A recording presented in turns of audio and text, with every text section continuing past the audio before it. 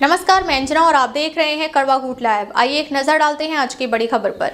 राजनांदगांव में सियासी आग, भाजयुमों ने फूका भूपेश बघेल का पुतला, माफी तक आंदोलन की चेतावनी।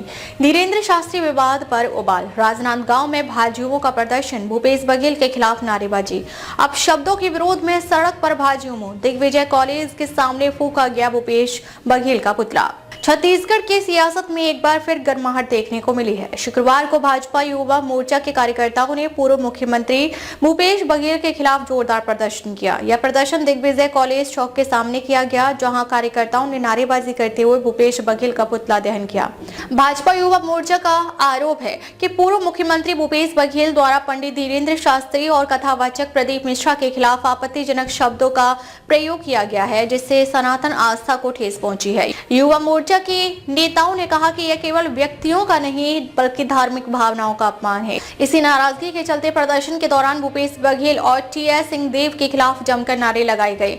भाजपा युवा मोर्चा ने कहा कि छत्तीसगढ़ के कांग्रेस के एटीएम है, भूपेश बघेल को चेतावनी दी है कि जब तक भूपेश बघेल सार्वजनिक रूप से माफी नहीं मांगते तब तक यह आंदोलन जारी रहेगा और इसे प्रदेश भर में फैलाया जाएगा। मौके पर पुलिस बल तैनात रहा और स्थिति को नियंत्रित किया गया।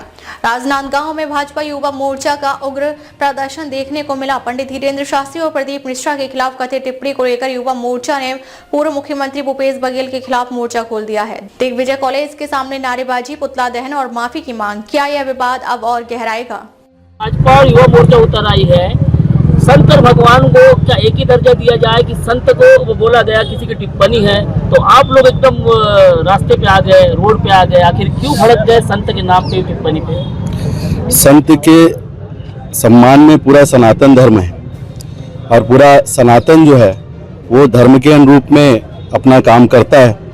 और जिस तरीके से भूपेश बघेल ने, आपको सबको पता है कि उन्होंने पूर्व में यहाँ पे 3.5 करोड़ लोगों का नेतृत्व किया है और जिनकी आस्था भगवान श्री राम से है और पूरा देश दुनिया में नहीं सारी जगह हिंदू धर्म जिस तरीके से अपने सनातन धर्म को लेकर चल रहा है वो आप लोगों से छुपा नहीं है। और भूपेश बघेल के द्वारा खासकर हमारे पंडित प्रदीप मिश्रा जी और धीरेन्द्र शास्त्री जी के ऊपर जिस तरीके से उन्होंने अपमानजनक टिप्पणी की है उसको उनका माफ़ी मांगना चाहिए।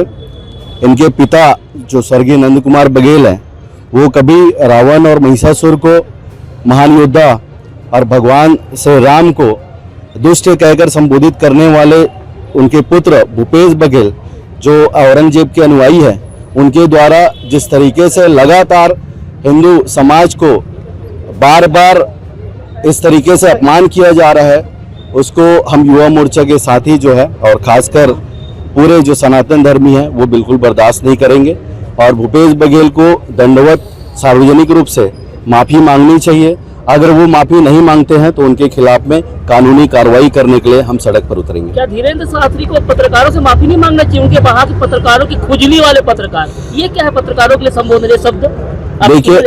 देखिए हनुमान जी ऐसे ही नटखट थे और उनकी नटखट जो शैली रही है घुमाने वाली बात नहीं है। उनकी जो बहुत सारी ऐसे बोलेंगे तो बहुत सारी ऐसी बातें, वो हनुमान जी थोड़ी है भाई, वो संत है। वो हनुमान जी के लेकिन ध्वजवाहक है वो, और हनुमान जी के ध्वजवाहक है।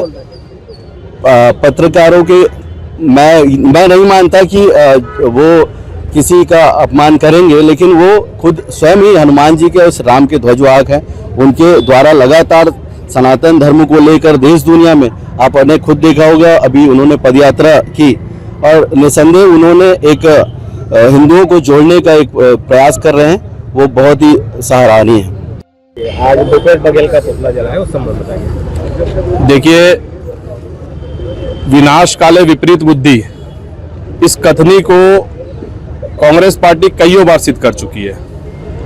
आप लोगों को ज्ञात होगा कि कांग्रेस पार्टी जब जो है वो विपक्ष में रहते रहते भाजपा का विरोध करते करते भारत का विरोध करने लग जाते हैं। और आपको अच्छे से याद होगा, जनमानस को अच्छे से पता है कि जब राहुल गांधी अमेरिका गए थे तो उन्होंने भारत के बारे में एकदम अनगढ़ टिप्पणियां की थी। ठीक उसी तथ्य पर छत्तीसगढ़ के पूर्व कांग्रेस पार्टी के एटीएम, मैं एटीएम कहूंगा उनको, उन्होंने जो कल बयानबाजी की सनातन धर्म को लेकर, इसमें भी कहीं अतिशयोक्ति नहीं है, क्योंकि इससे पहले उनके पिताजी ने भी सनातन धर्म को कहीं ना कहीं आहत किया है।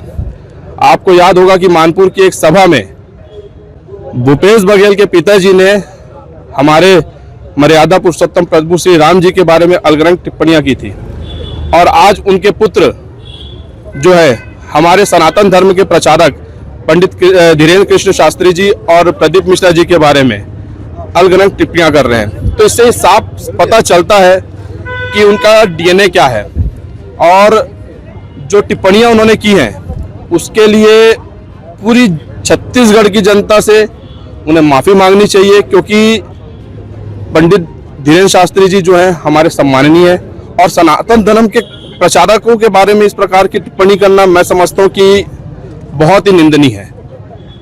आज क्या किया? आज उसी परिप्रेक्ष्य में भूपेश बघेल जी का उर्फ छत्तीसगढ़ के पूर्व एटीएम का हम लोगों ने पुतला दहन किया युवा मोर्चा के माध्यम से। किसी कथावाचक को भगवान की श्रेणी में ला के रख देने, कहा का नहीं, कथावाचक का मैंने- श्री राम प्रभु श्री राम है। मैंने पहले ही कहा सनातन धर्म के प्रचारक, मैंने उनको प्रभु की दर्जा नहीं दिया। हमारे प्रभु के प्रचारक हैं वो, हमारे सनातन धर्म के प्रचारक हैं वो, और अगर सनातन धर्म के प्रचारक के बारे में अगर इस प्रकार की टिप्पणियां वो कर रहे हैं तो इससे उनकी सोच का पता चलता है कि वो क्या सोच रखते हैं। अब तक के लिए बस इतना ही, फिर मिलते हैं एक ऐसी ही बड़ी खबर के साथ। तब तक के लिए नमस्कार और देखते रहिए कड़वा घूट लाइव।